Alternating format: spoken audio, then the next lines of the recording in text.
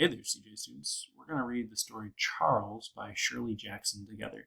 You can follow along on the screen, but please make sure to pause the video to make markings on your paper about questions that you have, whether it's about the story itself, characters, or maybe some words that you may not understand. I'll do my best to read, and I apologize if I mess up here or there. But here we go. Charles. The day my son Laurie started kindergarten, he renounced corduroy overalls with bibs and began wearing blue jeans with a belt. I watched him go off the first morning with an older girl next door, seeing clearly that an era of my life was ended. My sweet-voiced nursery school tot replaced by a long-trousered, swaggering character who forgot to stop at the corner and wave goodbye to me. He came home the same way, the front door slamming open, his cap on the floor, and the voice suddenly becoming raucous, shouting, "Isn't anybody here?" At lunch, he spoke insolently to his father, spilled his baby sister's milk, and remarked that his teacher said we were not to take the name of Lord in vain.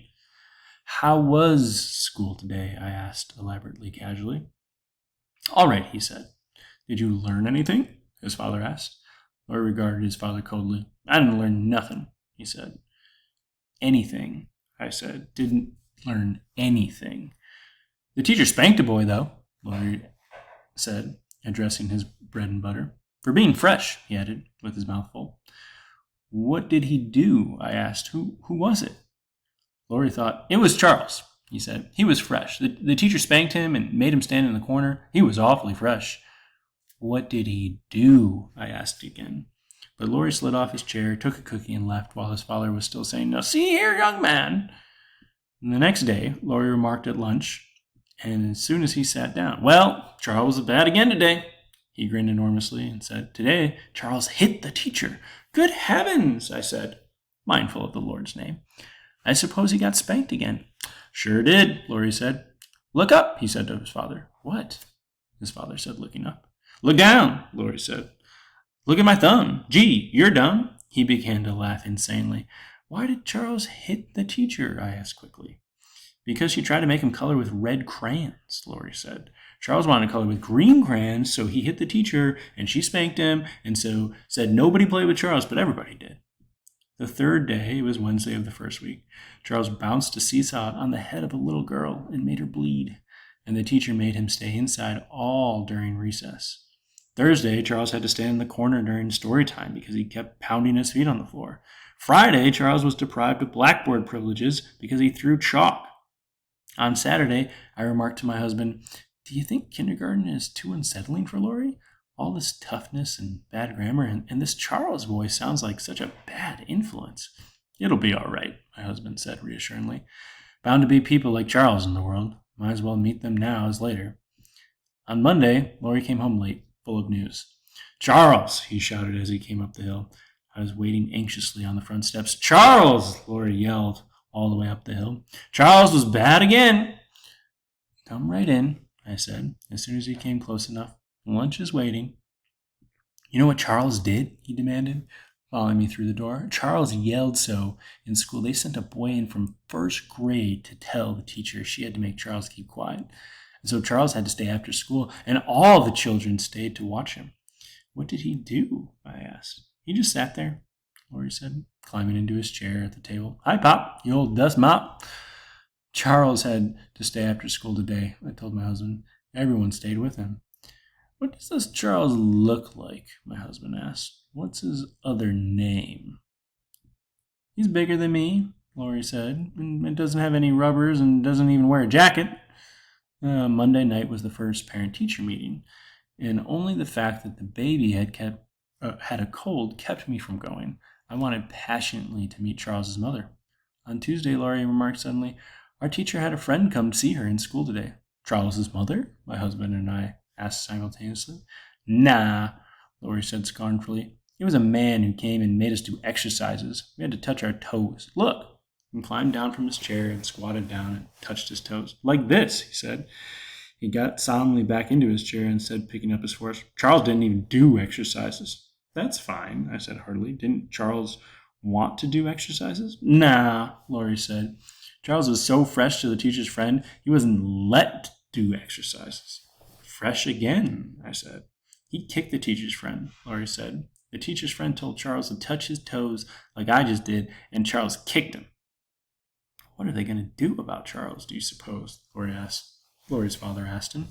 Laurie shrugged elaborately. Throw him out of school, I guess, he said. Wednesday and Thursday were routine. Charles yelled during story hour and hit a boy in the stomach and made him cry. On Friday, Charles stayed after school again, and so did the other children. But the third week of kindergarten, Charles was an institution in our family.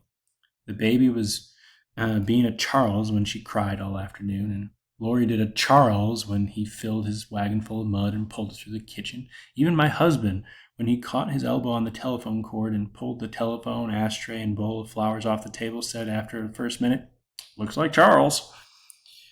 During the third and fourth weeks, it looked like a reformation in Charles. Laurie reported grimly at lunch on Thursday of the third week, "Charles was so good today, the teacher gave him an apple."